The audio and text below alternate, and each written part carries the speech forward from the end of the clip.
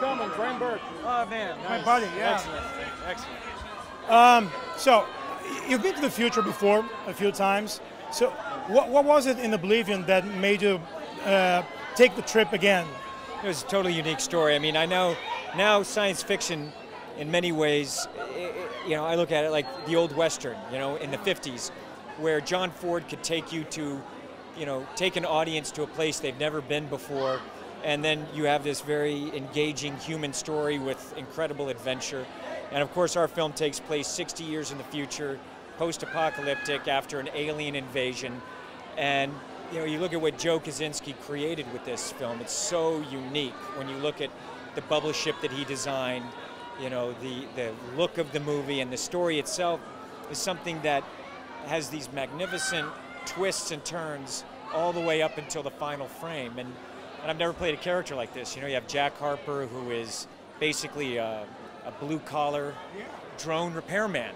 You know, he's got a very cool ship that he goes down to Earth every day, and he leaves Vika, the Andrea Riseborough character, up in the Sky Tower every day.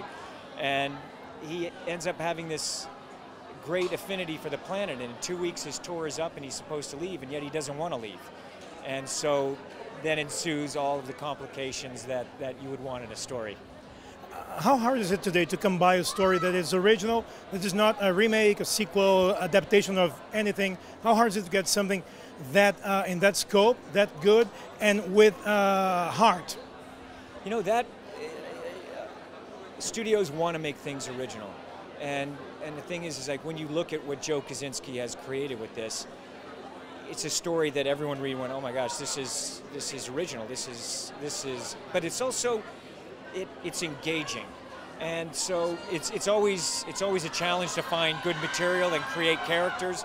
But you know, Joe Kosinski, the director, when people are seeing the Sky Tower, you know, his whole vision for the film was he wasn't going to use green screen.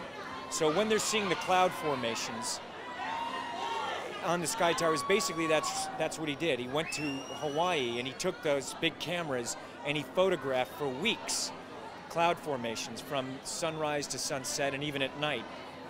And then when we were filming, he edited them down, and then we had massive screens inside the set, and he would project those images, you know, onto the screen. So when we were there on the set, it felt like we were a mile up in the sky in this beautiful Sky Tower, so that all of the lighting that they're seeing, it's all reflective lighting from the cloud formations that he had previously filmed. And what happens is it gives such an authenticity and a unique depth in the frame, and it just, whatever we can do to immerse an audience into a story and into characters, and that's just one element of what Joe Kosinski did to create create this movie in a very unique way. And sci-fi today, as you said, it's kind of West. It's kind of a new genre is being reinvented. Do you see that it's the way to tell more different stories than we are used to see?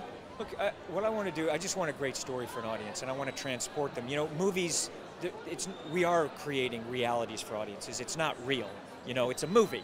But it allows us to have, you know, I mean, to create a different world. And with the right people doing that, it's, you know, it's really fun. It's a fun way to create and entertain an audience. And also because of the, you know, this movie has great adventure, and it has a level of romance and a very, you know, a really fun, involving story. But I love sci-fi, always, you know. Thank you so much. Thanks, man. Congratulations. Thanks, man. Thanks, buddy. Thank you for being here. All right.